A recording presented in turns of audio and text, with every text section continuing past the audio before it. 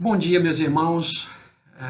Hoje na Escola Bíblica Dominical nós podemos nos reunir, mesmo que virtualmente, mas eu quero nesta manhã compartilhar com vocês um texto da palavra que está na carta de Paulo aos Gálatas. Eu quero fazer alguns comentários nesse texto e para isso eu quero pedir a direção de Deus com os irmãos e orar com vocês. Pai, eu te agradeço primeiramente por esse texto. Que bênção podemos ter em nossas mãos. Agradecer pela oportunidade de nós podermos compartilhá-lo, que o Senhor esteja abençoando as nossas vidas e tudo que a gente for comentar, tudo que formos pensar sobre esse texto, venha do Espírito do Senhor. Obrigado a Deus, pedimos que o Senhor nos abençoe e eu oro em nome de Jesus. Amém. O texto é o capítulo 6 de Gálatas, é a parte conclusiva da carta. O Paulo dá algumas recomendações finais aqui para aqueles primeiros destinatários dessa carta e que esse texto, por da graça de Deus, chegou até nós e se torna relevante para nós como toda a palavra de Deus é. Mas ele começa com uma exortação para a igreja sobre a forma como devemos tratar aquele que foi surpreendido em alguma falta. Aqui, Paulo está falando a respeito de como nós temos que tratar aquele irmão que pecou. Poderíamos dar uma dimensão aqui desse texto no que diz respeito a uma tarefa essencial da igreja, que é de restaurar as pessoas. A igreja ela é um ambiente de restauração, ambiente de cura, né? E cura em todos os sentidos. Passa pela cura da alma. É o único ambiente verdadeiramente possível e propício, pela ação do Espírito Santo de Deus, de trazer essa cura na pessoa de forma completa. E ele, ao usar essa expressão, aquele irmão que for surpreendido em alguma falta, essa falta que ele menciona dá aquela ideia de alguém que pisou em falso, alguém que tropeçou. Aquele que na jornada ele falhou. E a igreja ela é o ambiente onde essa falta ela é vista. Ela é vista por quem? Ela é vista por aqueles que servem ao Senhor, que, como ele trata aqui, aqueles que são espirituais, né? Aqueles que vislumbram o plano e a vontade de Deus para cada um de nós. E aí, ao se deparar com essa situação, ele verifica que existe algo na vida daquela pessoa que precisa ser consertada. E aí ele diz, olha, corrigir. Essa expressão de correção, ele também traz do ambiente cirúrgico, que dá aquela ideia de alguém que teve um deslocamento de uma articulação, ou teve um osso quebrado, e ele precisa receber um tratamento para que seja colocado no lugar. Então, a atividade da igreja ela é uma atividade de restauração, de colocar as pessoas, trazer as pessoas para dentro da vontade de Deus, para dentro do plano que Deus tem para ela. Por isso que isso é feito através do ensino, através do andar juntos. E aí, Paulo adverte uma coisa muito importante. Ele fala, e faça isso com cuidado. Com cuidado para que você também não seja tentado. Ou seja, guarda-te para que também não sejas tentado. Ou seja, naquela mesma situação, que aquele irmão que pisou em falso, aquele irmão que foi surpreendido numa falta, é uma falta que eu também posso sofrer. Então ele diz, guarda-te para que também não sejas tentado. Então a tentação ela é uma realidade na vida do cristão e um fato importante da nossa vida espiritual é a maneira como nós lidamos com a tentação, como nós tratamos a questão da tentação. Então a maturidade espiritual ela consiste exatamente nisso. Porque a tentação ela tem um ambiente de, digamos assim, de produção, ou seja, local de origem, pelo menos a Bíblia descreve que em dois lugares distintos que ao mesmo tempo se juntam, né, num mesmo propósito, que é exatamente levar a pessoa ao pecado. O primeiro ambiente onde surge a tentação é na nossa natureza humana, a nossa natureza pecadora, o nosso corpo mortal. Quando Paulo ele descreve, ele fala a respeito do pecado, ele diz, desgraçado como que eu sou. Né? Aquilo que eu quero fazer, eu não faço, mas o que não quero, isto sim eu faço. Então, Paulo deixa claro que esse nosso corpo mortal é um corpo sujeito à tentação.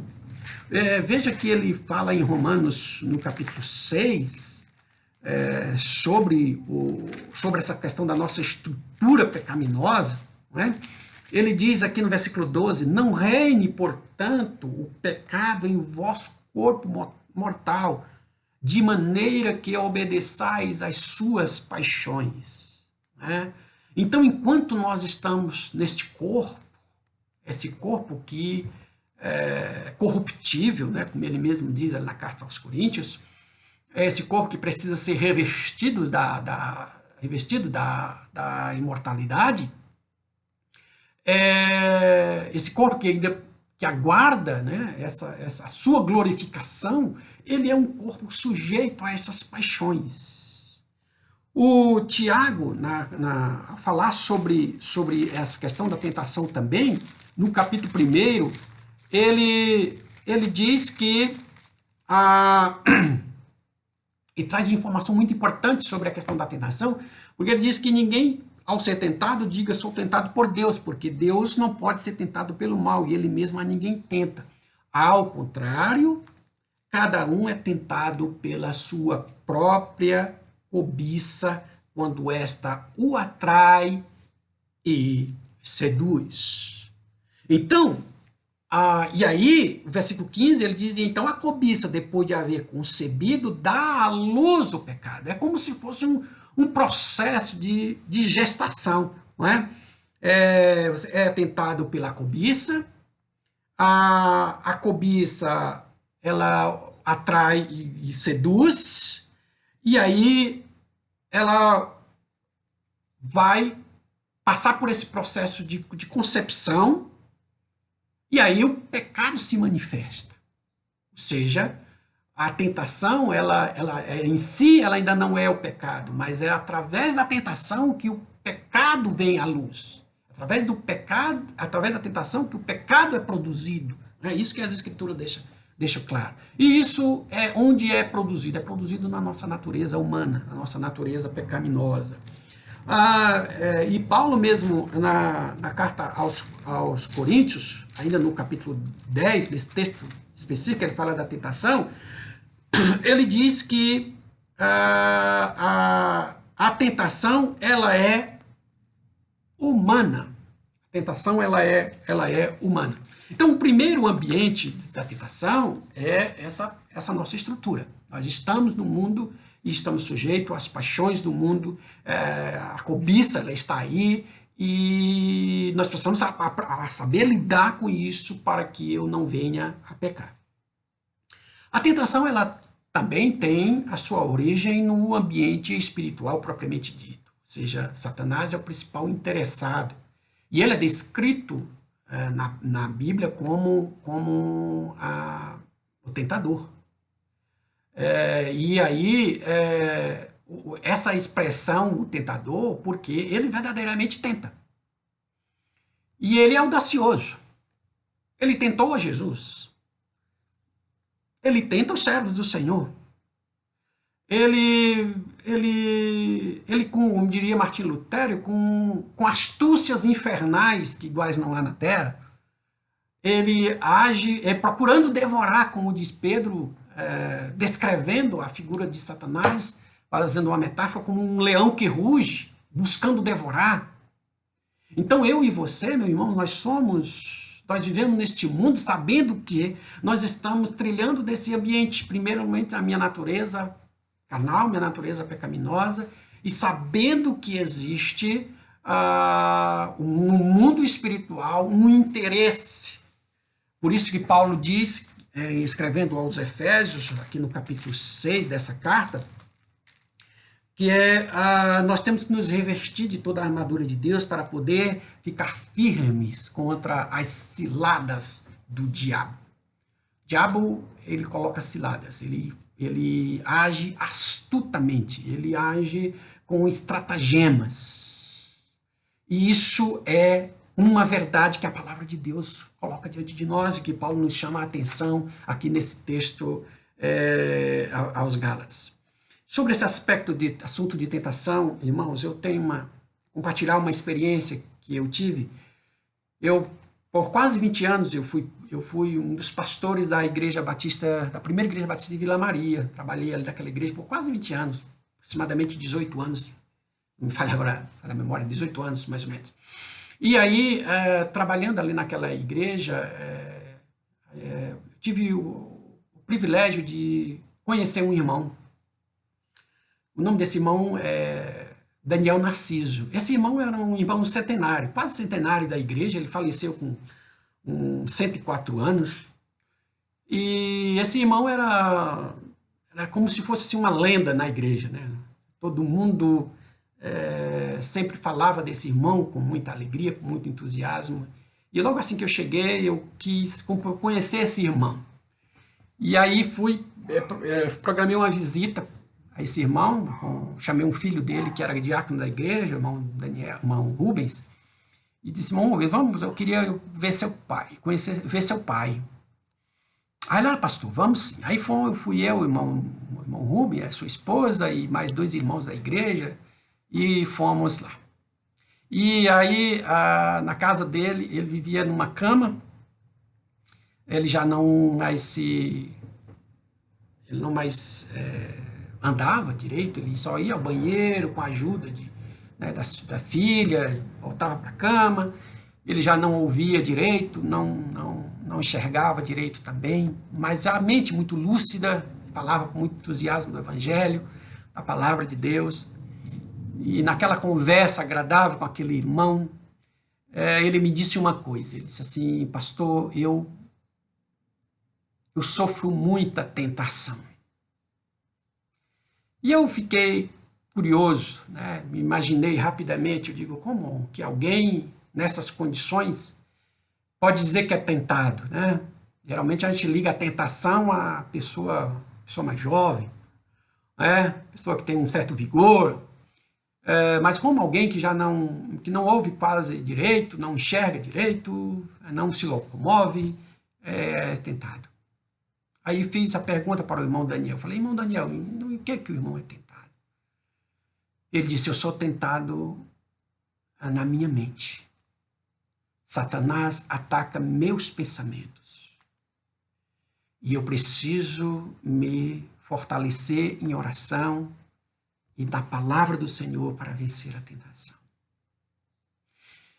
Então, amados irmãos, eu quero dizer para os irmãos que essa recomendação de Paulo, ele diz: guarda-te para que não seja também tentado. É que a tentação ela é uma realidade na vida do cristão, na vida de cada um de nós. Não importa a faixa etária, não importa quanto tempo do evangelho nós tenhamos, mas de que ao tratar o irmão, nós temos que ter essa compreensão de que eu também posso ser tentado. Isso me leva a uma condição de humildade diante do Senhor e diante do tratar aquela situação. Me leva a ter uma empatia com aquele irmão, sabendo que ele foi uma vítima, ele sofreu uma cilada de Satanás e ele precisa de ajuda. E que aquilo que ele sofreu, eu também posso sofrer. A palavra trata de forma muito clara sobre essa questão da tentação e traz alguns aspectos muito interessantes. Um dos textos que eu gosto muito quando penso sobre tentação é aquele texto de Lucas capítulo 22, especialmente o versículo 30 e diante ali, versículo 31, aquela conversa de Jesus com Pedro. E Pedro, e o Senhor dá uma palavra para Pedro da seguinte forma: Simão, Simão, Hoje, Satanás pleiteou a te peneirar como trigo,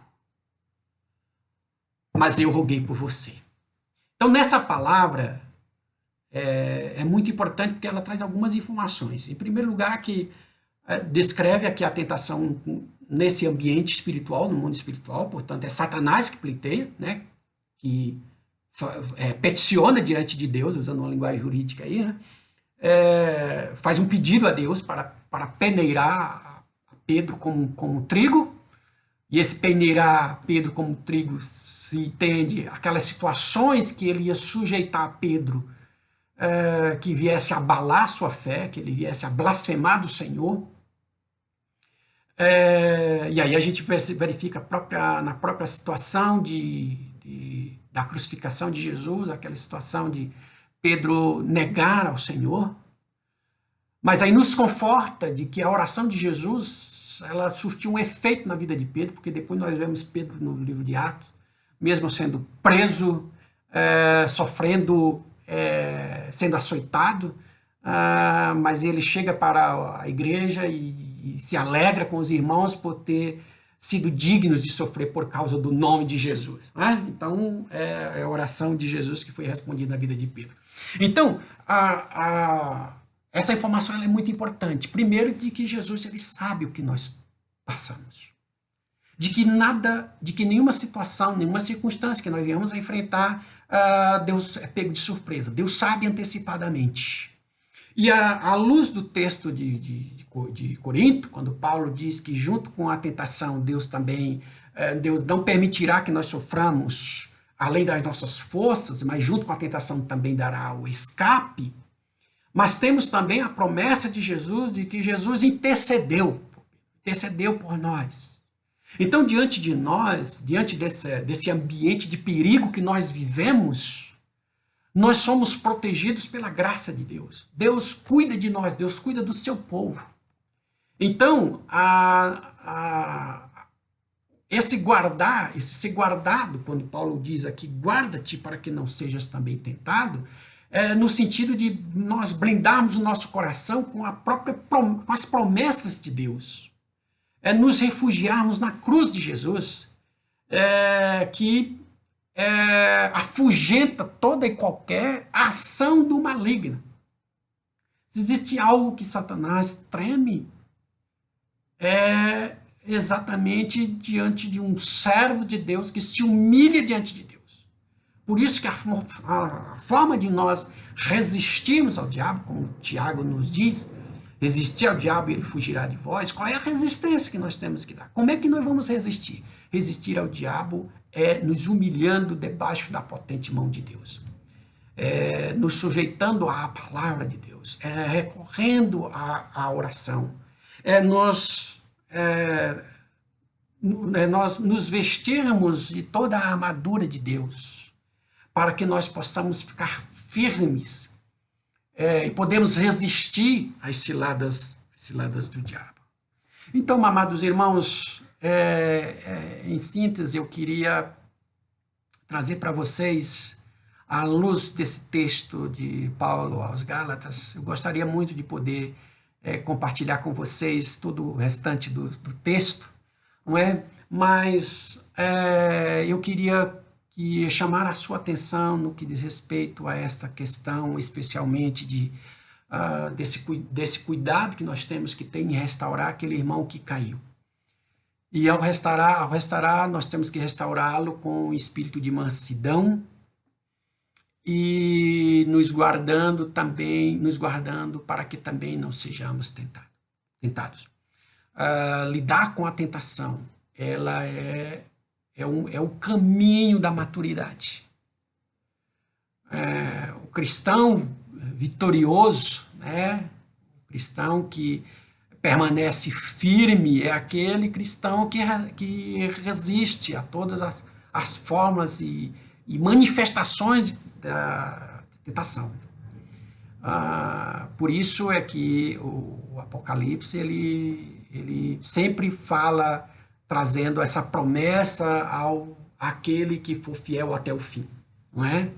A nossa jornada nesse mundo, ela é uma jornada marcada por tribulações trazidas pelo próprio mundo que nós habitamos, porque o mundo jaz no maligno, mas também uma luta contra nós mesmos e uma luta contra as astutas ciladas do diabo. O diabo procura agir de todas as formas para destruir a nós, destruir a nossa família, destruir a igreja do Senhor, atacar os obreiros do Senhor. Nós não desconsideramos essa ação do maligno. Por isso que nós temos que nos fortalecer no Senhor e na força do seu poder. Era sobre isso que eu queria compartilhar com os irmãos nesta manhã. E a minha oração por cada um dos irmãos é para que você busque na palavra de Deus essas orientações e queira, diante do Senhor, viver uma vida que guardado o coração, protegido pela palavra. Por isso que o salmista ele diz, como é que o jovem guardará o seu caminho, né? Ele protegerá pela observância da palavra do Senhor. É Deus que é o principal interessado para que nós sejamos vencedores. Quando a expressão vencedores é porque nós vencemos em Cristo Jesus. Jesus Cristo tirou toda aquela capacidade de Satanás deitar e rolar, como se diz numa linguagem popular, na vida dos servos do Senhor. Resistir ao diabo e ele fugirá de vós. Quando tratarmos os irmãos, tenhamos o cuidado para que não sejamos tentados. Que Deus abençoe a vida dos irmãos com muita graça, para que vivamos como igreja do Senhor, esses agentes que promovem essa cura daqueles que chegam ao nosso meio, que chegam ao aprisco, né?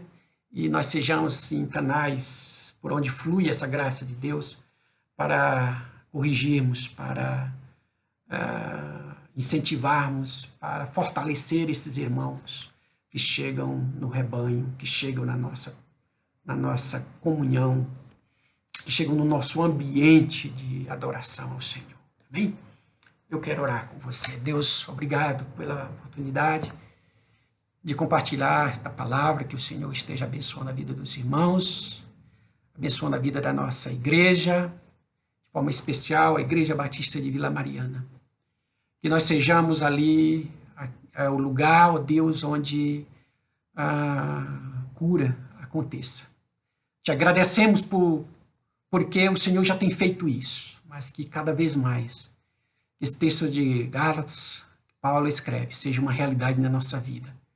E ajuda-nos, ó Deus, para que possamos vencer as tentações. Abençoa-nos com a tua palavra para que nós sejamos instruídos corretamente.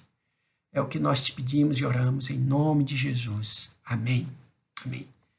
Deus abençoe.